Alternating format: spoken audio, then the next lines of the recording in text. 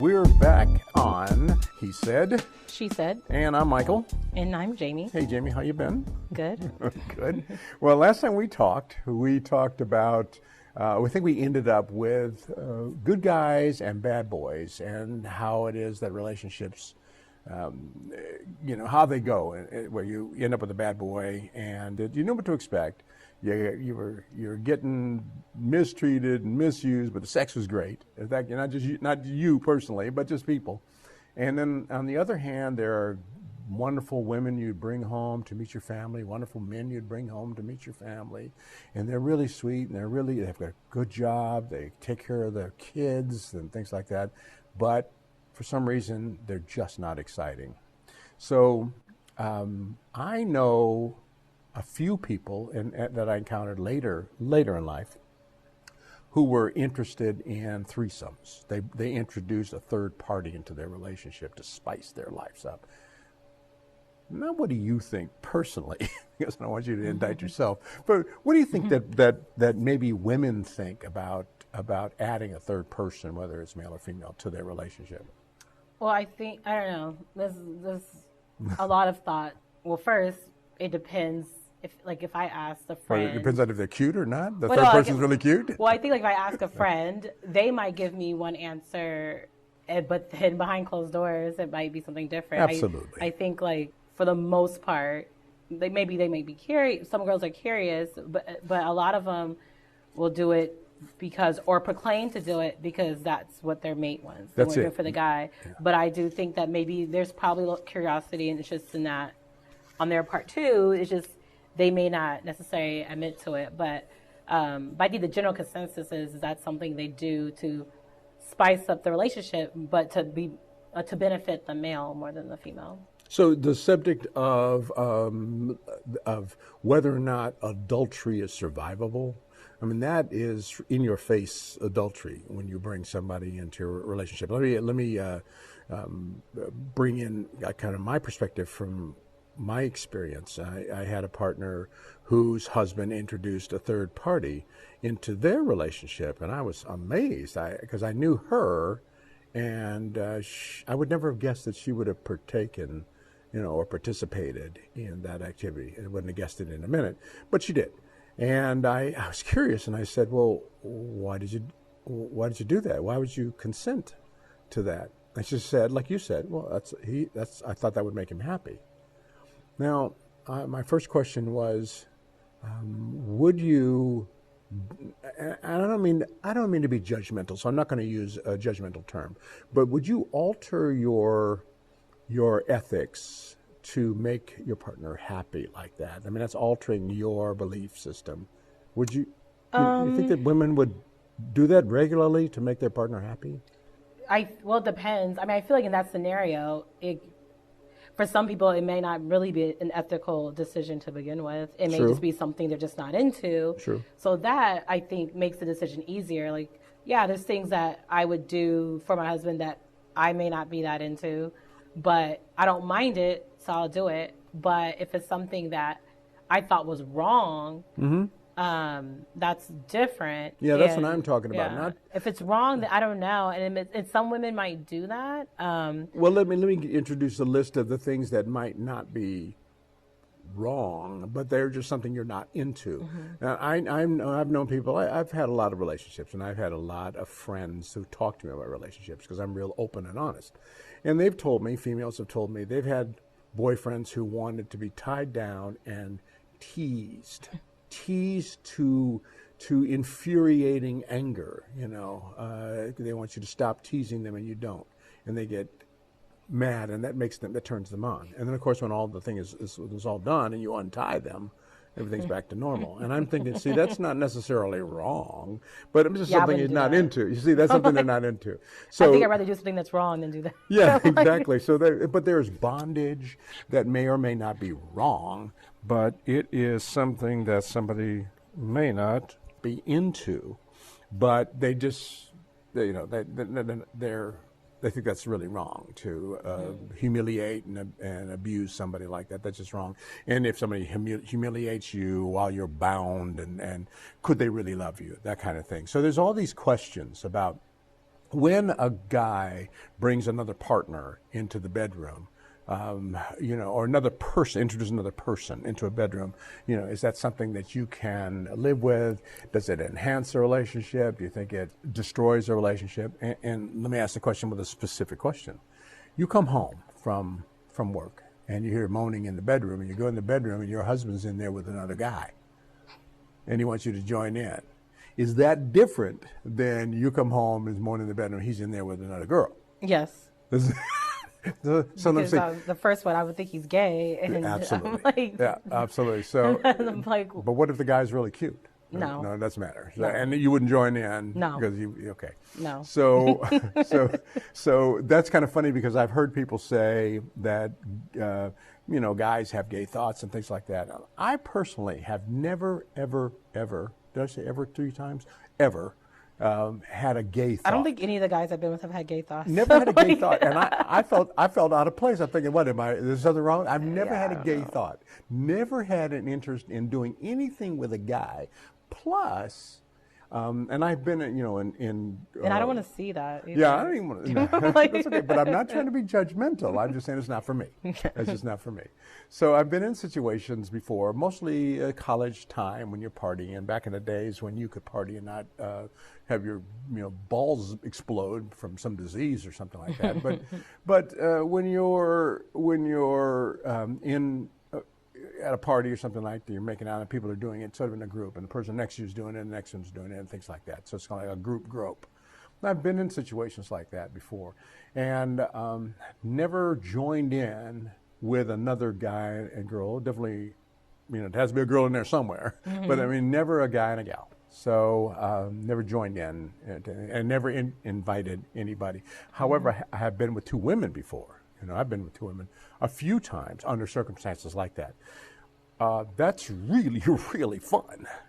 It's really, really fun. So the question, did I say really twice? So that's really, really, really fun. So I enjoyed that tremendously. And I wondered whether or not it would flip the other way, because I'm not a woman. But with a woman being with 2 guys, whether or not she would think that was really, really, really fun. I always joke with my friend that sounds like gang rape or something. I don't know. It kind of is. It's never really been something I desire to do. Yeah. She calls it a devil's threesome. I didn't know there was even a name for it. Uh-huh.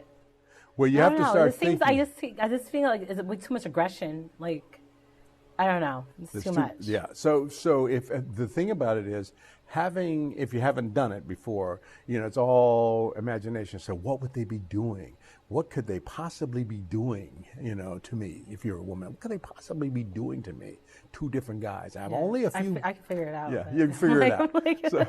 So for some people, that's a turn on, and for some people, that's a turn off. And for some people, that's just, I don't know anything about it. It's just kind of scary to me. Yeah. Yeah. Well, so if intercourse or if sex is intimate, does it dilute the intimacy if there are 2 people that you're with? Because your attention's divided, and so you got to worry about this person and this person, and then I don't know, like it's just Hey, and I hate to keep interrupting you, but maybe sex is just too much in your head. You're thinking about, you have to do this, you have to do that. What about just enjoying it? Well, if it's one person, I think it's easy, but now I'm like, you could be joining this person and you forgot about the other one. I don't know. What should I be doing with this hand? How can you forget about that? What should I be doing with this hand? So I don't know. I don't know. I don't know. All right, so we may get somebody down the road as this podcast grows who might input. But let me throw one more thing in there on that subject of multiple partners. I knew a few people. I knew a swinging organization, a group of people who swing. So they regularly share their partners, with 1 or more other people, men or women. And as I mentioned to you, my relationship I had in the past with a woman who had shared her personal space with another person and another woman. He had brought another man and had brought another woman at another time. And she said, hey, but the other woman thing was kind of fun. That was kind of interesting. She recognized the male kind of component in her personality, that it was aggressive, because she was a very aggressive lover. And so she really enjoyed the interaction with the female, because she'd be aggressive with her and do the female on female thing. But with the guy, if she was aggressive, she was just hungry and eager or something like that. And so with a swinging group, I've asked people who are swingers whether or not they get something out of watching their partner having sex with another person, like another guy, and what they get out of that. And I've had multiple mixed kinds of responses from people. And I would love to do a show one time where we interview some swingers, some people who have multiple partners, but they're not just sex addicts. They're not just doing it to get it from somebody, but they're doing it because it enhances their relationship. It gives them an opportunity and a stage to express themselves or something like that. So we may or may not be able to cover something like that in a radio podcast. But in terms of committed relationships, do you think it's possible for a person to love two people, to be in love with two people, relationship type love with two people at the same time? I think so. How do they manage that? Did that sound judgmental? Yeah. This is not judgmental. I think it's possible. I mean, it's questionable how you get yourself in that position, because ideally, if you're in love with one person, you're focused on that one person. Right. But things happen, and I think it's possible. Like maybe at work you meet somebody, and that's common. You're with them a lot, and you have a common interest and whatever. So things happen. It doesn't even have to be physical, but you have feelings. Now you care for this person. You may want something to happen, but doesn't mean that now you stop loving the person you're with. Right. So right. I think it's possible. And so it's pretty difficult to manage, though, because... I mean, it definitely could harm if you're married or in a relationship, a commitment. It could definitely have an impact on that. But, yeah, it's possible. It doesn't mean that it's successful. Yeah, exactly. So I'm just really curious about that. And the final kind of a question on the same sort of a subject for you and your belief is, do you think that adultery, if you're in a one-on-one relationship, do you think adultery is survivable? Yeah, I think that for me, and I've had these discussions before with friends, I don't think the act of having sex is the problem. It's what led to that. And it could be numerous things, like you may not be feeling satisfied with your current partner, or you're reciprocating another behavior. I don't know. But I think that if you figure out what the actual problem is, the actual having sex outside the relationship really won't matter. But I think it's unrealistic for someone to just say when someone gets caught, okay, I'm going to stop now. It's usually not going to stop because, again, there's a reason for it. Right. So the actual commitment of adultery is survivable, but it's really the why. That's so you think that they should go through some kind of therapy, relationship therapy? Maybe. I know it's not for everybody. Even with my relationship, I never did any kind of therapy. I don't know if I would have. Yeah, the funny thing is that when in my failing relationships, we did go to therapy. In most of the relationships, we did go to therapy because it mattered. And I thought, and not that yours didn't matter, but I'm just saying that because the reason why we did it is because we felt that it mattered, so that we would want to figure out what was wrong. Yeah. And it almost always turned out that there were other things that were a little bit outside of our control. Like you had mentioned, so if you want to have an intimate relationship with another person, and that's pretty much all you do with them. You're not trying to fall in love with them, marry them, and run away with them. You're just having an intimate relationship with that person. That intimacy is a Band-Aid, or it's therapy for other things. Because you could have an intimate relationship with your partner, but maybe, as you said, maybe they're not satisfying anymore. We'll come back in our next podcast and maybe talk about some of those things that people do to ensure that their relationship is satisfying to the other person without selling out. You know, so let's come back and maybe you can lead the suggestions about what comes up in terms of how you can best satisfy that man or best satisfy that woman. So this is He Said, She Said. and we'll see you next time.